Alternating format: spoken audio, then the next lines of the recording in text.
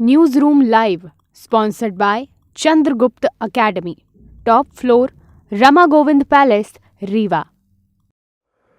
नमस्कार, विंध्या टाइम्स में आपका स्वागत है। प्रदेश के दिन भर की 4 बड़ी खबरों के साथ आपके बीच हाजिर हुए हैं। सबसे पहले मध्य प्रदेश की पहली खबर। मध्य प्रदेश में आज से नाइट कर्फ्यू भी हटा दिया गया है।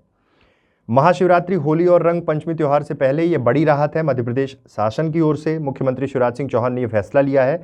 अब रात भर शादियों में मेहमान शामिल हो सकेंगे। सीएम शिवराज सिंह चौहान ने कहा कि प्रदेश में पॉजिटिविटी रेट 1% से भी कम हो गया है, इसलिए ये निर्णय लिया गया है। लेकिन प्रशासन की, सरकार की, मुख्यमंत्री की बार बार ये अपील है कि होली, रंग पंचमी समेत जो तमाम त्यौहार हैं उसमें लोगों को सावधानी बरतना बेहद ज़रूरी है।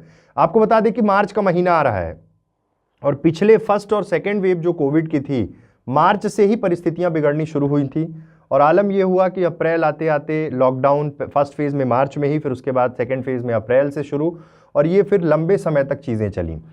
सरकार ने तमाम जो रियायतें दी हैं और अब नाइट कर्फ्यू जब मध्य प्रदेश से हटाया है तो उसका सिर्फ एक कारण है कि तमाम जो आयोजन है, वैवाहिक आयोजन है, वो सही तरीके से हो सकें, किसी तरह की रिस्ट्रिक्शन नहीं हो।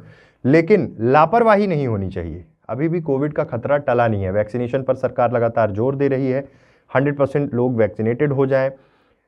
अब जब हम थर्ड वेव की बात कर रहे थे, तमाम परिस्थितियां अब धीरे धीरे कर सामान्य हुई हैं। ऐसे में सावधानी हमें और आपको बरतनी होगी, क्योंकि अगर लापरवाही बरती तो फिर से हम मुसीबत में फंस सकते हैं। ये बड़ा फैसला लिया है मध्य प्रदेश शासन ने, शिवराज सिंह चौहान ने। दूसरी खबर की बात करते हैं। दूसरी खबर छतरपुर से है, जहां 10वीं के स्टूडेंट ने गणित की परीक्षा के डर से फांसी लगा ली है। उसने पेपर से पहले सोमवार रात ये कदम उठाया है। परिवार वाले मंगलवार सुबह उठे तो बेटे को फंदे पर लटका देखा। सूचना के बाद पुलिस पहुंची और शव को पोस्टमार्टम के लिए अस्पताल भिजवाया गया। परिवार वालों का कहना है कि एग्जाम की टेंशन के कारण बेटे ने सुसाइड कर लिया। शिव कॉलोनी में रहने वाला सुमित पुत्र अमित ताम्रकार उत्कृष्ट विद्यालय में कक्षा 10 का छात्र था। मंगलवार को उसका गणित का पेपर था। एग्जाम को लेकर सुमित पहले से ही डिप्रेशन में था। गणित का पेपर होने से वह और अधिक टेंशन में आ गया। सुमित के परिजन नंद किशोर कुशवाहा ने बताया कि बच्चों ने साल भर ऑनलाइन पढ़ाई की, लेकिन परीक्षा ऑफलाइन हो रही है। सुमित की तैयारी भी कम थी, इस वजह से सुमित ने पिछले दिनों टेंशन में था और उसने ये कदम उठाया। परिजनों का यह भी कहना था कि अगर ऑनलाइन एग्जाम होते तो शायद ये परिस्थितियां नहीं होती। पेरेंट्स, सरकार और बच्चों के बीच में ये संवाद और इस चीज़ को किस तरह से शॉर्ट आउट किया जाए, क्योंकि इस तरह के लगातार मामले आ रहे हैं। बहुत से स्टूडेंट ऑनलाइन परीक्षा की मांग कर रहे थे, लेकिन ऑनलाइन उतना मजबूत विकल्प के रूप में नहीं रहा है। बच्चे डर के कारण, प्रिपरेशन ना हो पाने के कारण इस तरह का कदम उठा रहे हैं। ये बहुत चिंता की बात है, सरकार के लिए भी ये चिंता की बात है।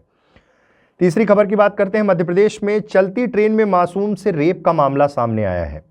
वारदात काशी एक्सप्रेस के जनरल कोच की है।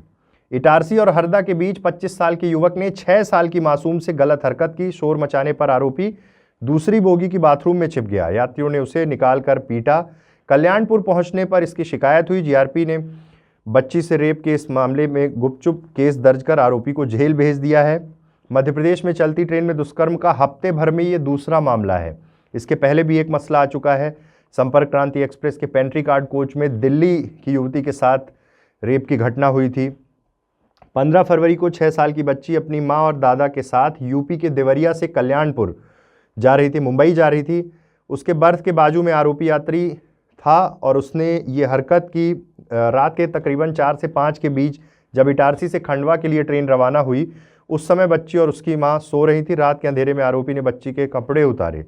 ये जिस तरह की हरकतें ट्रेन में अलग अलग जगह चीज़ें निकल के सामने आ रही हैं, सरकार, पुलिस प्रशासन और तमाम लोगों को ये सोचना होगा कि हम कैसे इन चीज़ों को रोक पाएं, क्योंकि हालात दिन प्रतिदिन बिगड़ते जा रहे हैं। मध्य प्रदेश में ये दूसरा मामला है। पिछले 8 दिन के अंदर इस तरह की 2 घटनाएं हो चुकी हैं और जो परिस्थितियां हैं उससे कहीं ना कहीं हमें और आपको सोचने पर मजबूर कर रही हैं कि इस तरह की घटनाएं लगातार बढ़ रही हैं और कैसे इन चीज़ों से हम बच सकते हैं, कैसे बच्चों को बचा सकते हैं, ये बड़ा सवाल है।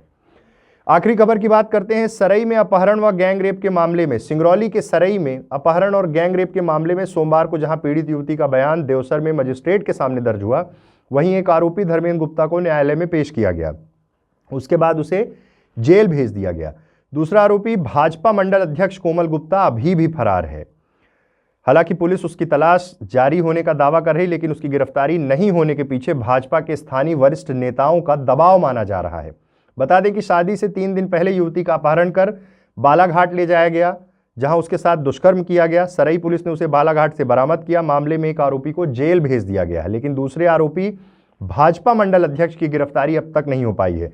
पार्टी की शाख बचाने के लिए भाजपा के जिले के पदाधिकारी पुलिस पर लगातार दबाव बना रहे हैं, ऐसा आरोप लग रहा है।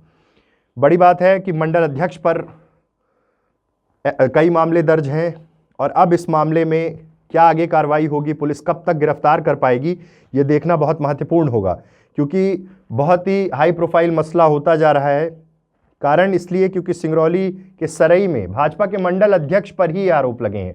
पुलिस जांच कर रही है, दबिश दे रही है, गिरफ्तार करने का आश्वासन दे रही है कि भविष्य में गिरफ्तारी हो जाएगी, लेकिन अब तक गिरफ्तारी नहीं हो पाई है। तो ये थी प्रदेश के दिन भर की 4 बड़ी खबरें। ऐसी तमाम खबरों के लिए आप बने रहिए विंध्या टाइम्स के साथ। बहुत बहुत धन्यवाद। News room live sponsored by Chandragupta academy, top floor, Rama Govind palace, Rewa.